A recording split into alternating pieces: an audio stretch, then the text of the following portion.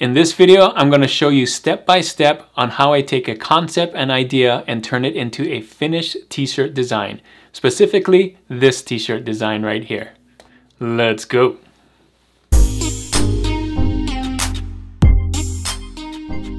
Thanks for joining me on this video. My name is Juna with Detour Shirts.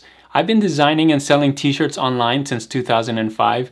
If that's something you like to learn how to do, if you want to learn how to design and sell t-shirts online yourself, don't forget to hit that subscribe button right there. So in this video, it's a special video. I'm going to show you step by step on how to take an idea and turn it into a design. So I'm going to show you my step-by-steps. It may be different from what other people are doing, but hopefully there's something in here that you can use when you're doing your step-by-step stuff. So first we're going to need a concept or idea, and there's lots of videos on how to find those. This is not one of those videos. I'm just going to take one of the concept and ideas from my RedBubble trends, and I asked you in this video right here, which one should it be?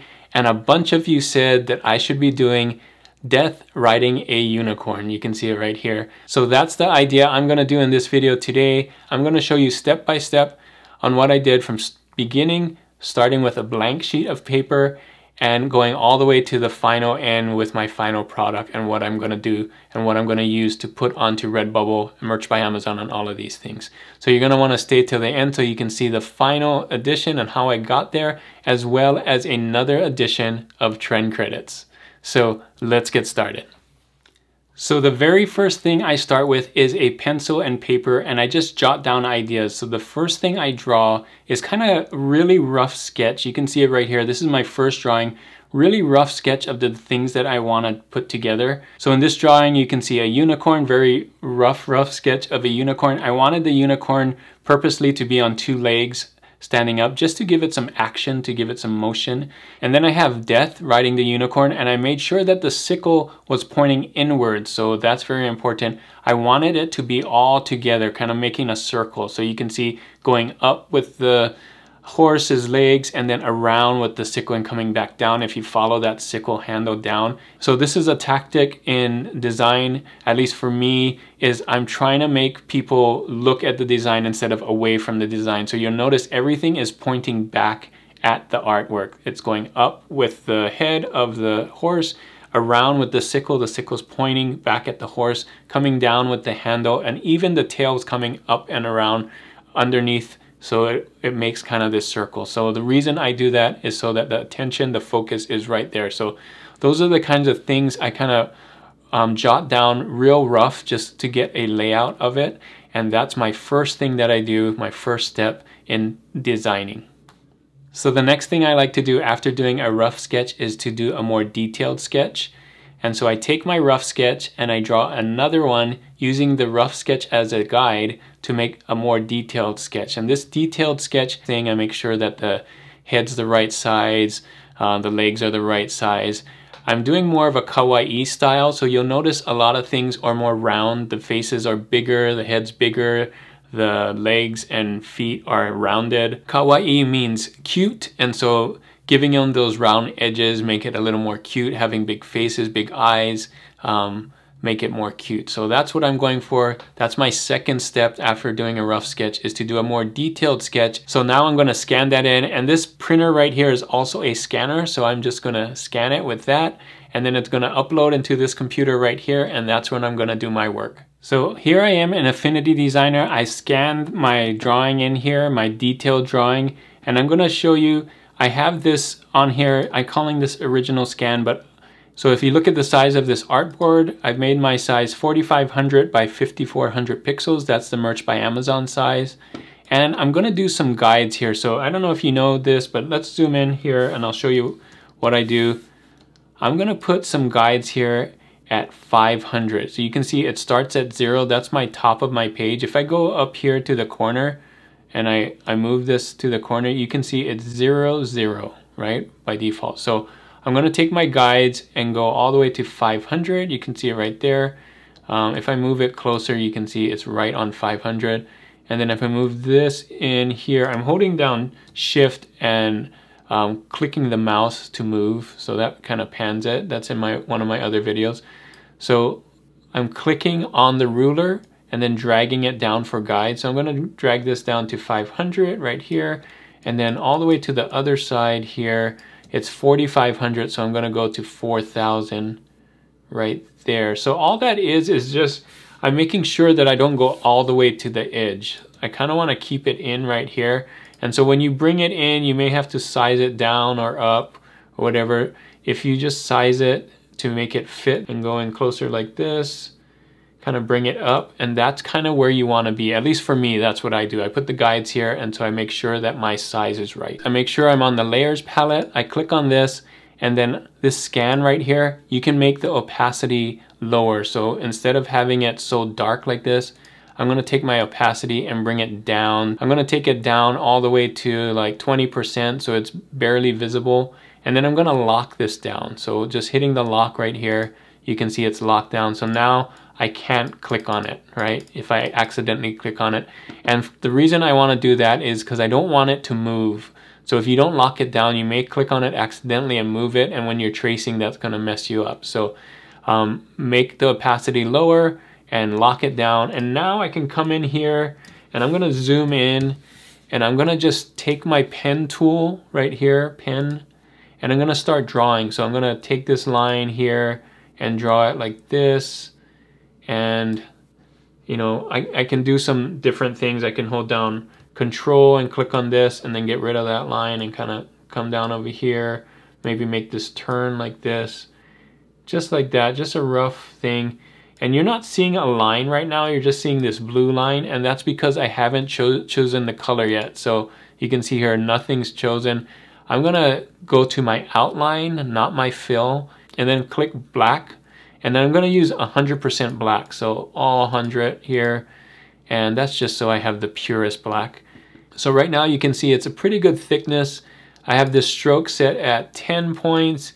I don't want it this thin, this is 1.5. And you can kind of just eyeball it, like that's too thick, that's too thin. So somewhere in the middle of that, I'm gonna just go with 10 just cause, you know, it's a nice even number and it looks the right size, the right thickness. So I'm gonna continue and trace on this, and you know, every line here, I'm just gonna go in and kind of just trace it like that. So in the end, I'll have a pure outline of it, and just that's where my next step is gonna be. So let me do that for now, and when I come back, you're gonna see I'll have this all laid out, all outlined, so you can see what it looks like. So I'm back and I'm done outlining all of this, and I'll show you my next step. You can see they're all the same size. They're at this 10 point, and so they're just the black all the way around. I just traced a lot of it. So you can see I didn't follow them exactly. Like I kind of, you know, some of them is really rough. So I like, if the nose looks better here, I'll put it here. If, you know, the eyes is better there. I kind of had to make some adjustments as you go. So that's how you do it. Like you follow it as a guide, but as you're doing it, you make it your own, kind of make it different. So you can see here all the same thickness and everything. So the next thing I'm gonna do is color. So I'll show you how to color this. First things first, let's click on the background. So I'm gonna back out here. I'm gonna take out the background, and the way you can do that is you just unclick it. So I'm gonna move myself from here since it's behind this. So it's this one right here, it's the scan. So you can see that it's locked, and if I uncheck it, you can see that it's hidden. So that's very important because I want to color it and I don't want to have that in the way. I could also take down the opacity to nothing and it wouldn't show that too. So either way you want to do it, or you can just delete it. I'm going to keep it just in case I need it, but I probably won't need it, but just in case, it's still there. So now that my face is back, let's show you how to color. So just going to go in here. Let me just color this one right here. This hoof. What I'm going to do, and this may take, there may be a better way to do this, but I'm going to draw again in here, this time not with the outline, just nothing, and then kind of go around for the hoof and then color it. So I want to make that pink, so I'm just going to do pink, the fill this time, and maybe like a magenta here, so instead of red, kind of like that. and then I'm going to put it in the background. Now this is right here, move to back, and you can see it's behind the black outline. So I can do that with all of them. I can put this here, and if it's not the right size, I can go in and just change the size right here. See that? It can be very quick like that. Let's see. If I want to color this blue, for example, I come in here and just click, click, like that. So it's just a process, you know, right there, make it blue, send that to the back. And I'm going to do that for everything. I'm going to come back here, click on everything, and then just color everything, and I'll show you what happens after that point. I'm going to use some colors. I'm going to make the unicorn white and the hair kind of a rainbow color. Most people put the rainbow in the back, but I want to be different and make sure that the unicorn has rainbow hair instead. I think it's a nice contrast with the black and white of death to have like rainbow colors on the unicorn itself. So think about that, kind of playing up the contrast here. And of course, this will be like a dark gray. The skull will be white. The sickle will be like 2 gray tones, and this will be brown, things like that. So that's where I'm going to go to. That's the next step. I'll show you what happens when I color all of this. Okay, so here I am back in Affinity Designer. I colored the whole thing. I kind of use CMYK or cyan, magenta, and yellow, and of course black, or key color, but black here. So you can see I'm using those colors for the rainbow and for death here to kind of give it that offset. And the thing I want to do next after I color it is make sure that it works on black. And so there's several ways to do that, and I've done them here on the right. So I'm going to just move to show you what I did. So I have a black background on this one. You can see it's just the background here. And one way to show it on black is to make a round circle here. And this round circle is, I have a Gaussian blur on it. So let me show you how I do it. I draw an ellipse right here, and I click on FX. And let me move my face so you can see where FX is. FX is right down here, FX. So when you click on it, this effects, which is FX, and then you click on Gaussian blur, and I have it all the way up. If you don't have Gaussian blur, you can see it just looks like a circle. But if you have Gaussian blur all the way up, it kind of gives it that nice faded look. So that's one way you could do it. And it has really that kind of a nice look on here, kind of that faded, and that would look good on a t-shirt. Another thing that you could do is just have a white outline around it on. That's usually what I do. I like that.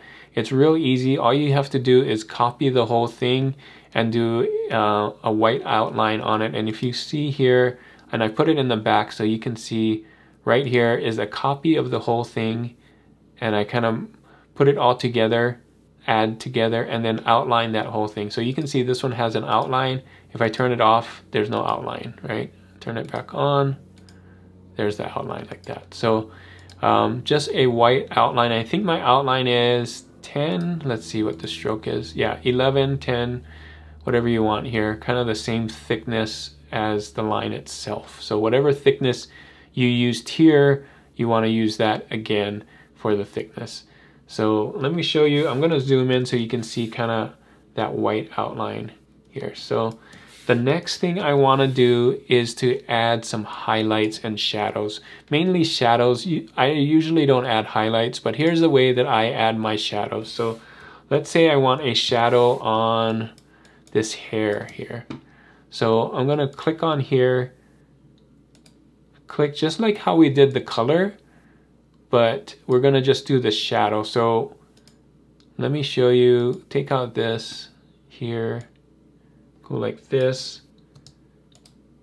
I'm just going to do a quick shadow so you can see, and I'm going to do this on everything. And then I'm going to pick the fill of this color right here, the blue. So start with that and then go a little darker. So you can see I add just K or some black here and just make it maybe 20% or 20 more black. And then I'm going to take that and I'm going to hit Command X and then click on the color I want it to put in front of, which is this blue, and do Command V. And you can see it kind of gives that shadow look, right? And if I want to tweak this, I can. And I'm going to just do that everywhere. One thing to note about shadows is you need to remember the light source, and the light source I'm going to use is going to be right here. So think of this as the light source. So let me make it yellow so you can see, kind of like a sun. And everything is shining down from here. So you can see if it shines down from here, this is where the shadow would be. So the shadow would be underneath this chin, underneath the leg here. The shadow would be here. Because this is here, there would be a shadow here, right? Because this is here, shadow here. And that's what I'm gonna do. So I'm gonna go back in one more time and do shadows everywhere, just where I think it is. And this is gonna make it pop just a little bit more. You could leave it flat like this, and I have left it flat like this on some of my other ones, but I wanted to show you the difference between a flat and with shadow. And so I'm gonna come back after this and show you the shadow version. So I'm back here in Affinity Designer, and you can see I've put shadows here. I put shadows on the face, on Death. You can see on his robe, back here on the tail, just everywhere where I thought the sun would hit and they would create a shadow. So I'll take a look at the difference between these two now. So one has a shadow and one doesn't. You can see how it just pops just a little bit, right? Let me remove this. You can see no shadow here.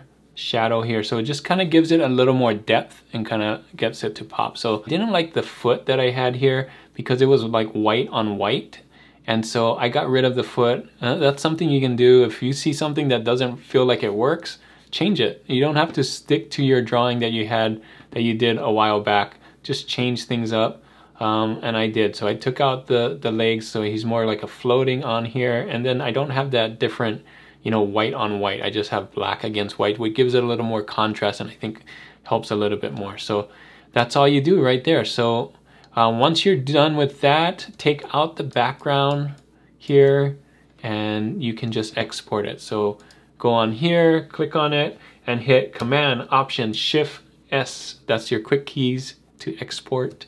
And let me pull in here's your export window. You can see size 4500, 5400.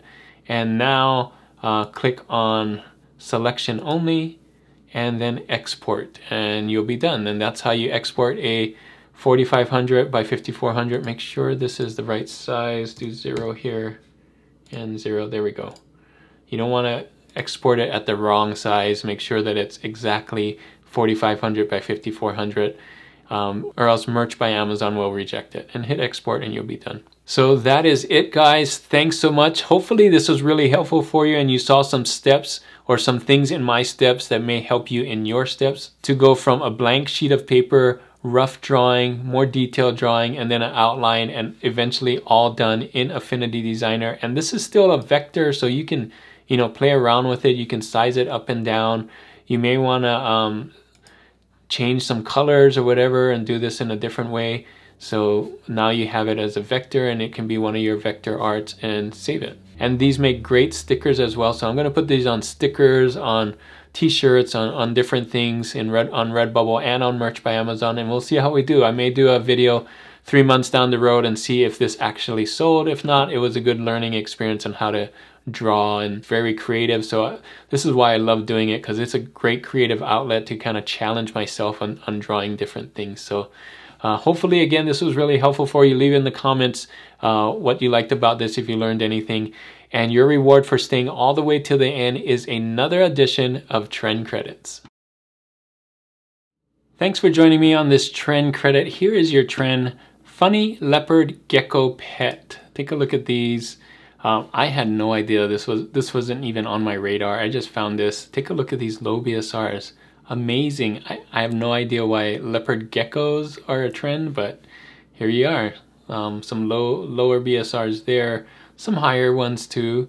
But this one is, I think it is trending, just because you can see some low ones here. Let's take a look at Merch Informer. It is getting an A. So if you don't have Merch Informer, I have a link in the description to Merch Informer where you can check, you know, stuff like this. This is how I found it, actually, is Merch Informer. So take a look at this. You know, not huge, but there's some good sales there. So this is your trend right now, Funny Leopard Gecko. The whole leopard gecko, like if I took out pet, you can see Funny Leopard Gecko shirt is trending on here. Let's take a look at this. Still very low results. other ways you can do it. You know, it doesn't have to be a pet, but take a look at that. Some other low ones here where it's just playing the video game, or leopard gecko dad, or tiny dinosaur. The cool thing is there's not just one phrase. The main thing is it's a leopard gecko. So play around with that. You don't have to copy a phrase, just incorporate the leopard gecko niche, right? Is kind of what it is. I put funny in here because I think funny sells, so kind of mash up funny with leopard gecko. So that is your trend for this video, funny leopard gecko. So that is it for this video. Thanks so much for watching. Hopefully this tutorial was really helpful for you. You can see my step-by-step process. If it was very helpful, make sure to give it a thumbs up. It really helps in the algorithm. And of course, if you're not subscribed already, hit that subscribe button. I got one right here in the bottom corner. And my question of the day for this video is, do you do more graphic or text designs? I want to know. Leave that in the comment. This one was just purely graphic designed. Sometimes you can just do text designs. Sometimes you can mash them up, graphic and text. Let me know in the comments, which one do you do the most? Is it all graphics? Is it just all text? Or is it a mashup? Leave that in the comments. Thanks again for watching. And if you want to see more videos like these on tutorials on what to do for t-shirts, click on these videos right here. And as always, guys, keep creating and keep learning. I'll see you on the next one. Bye.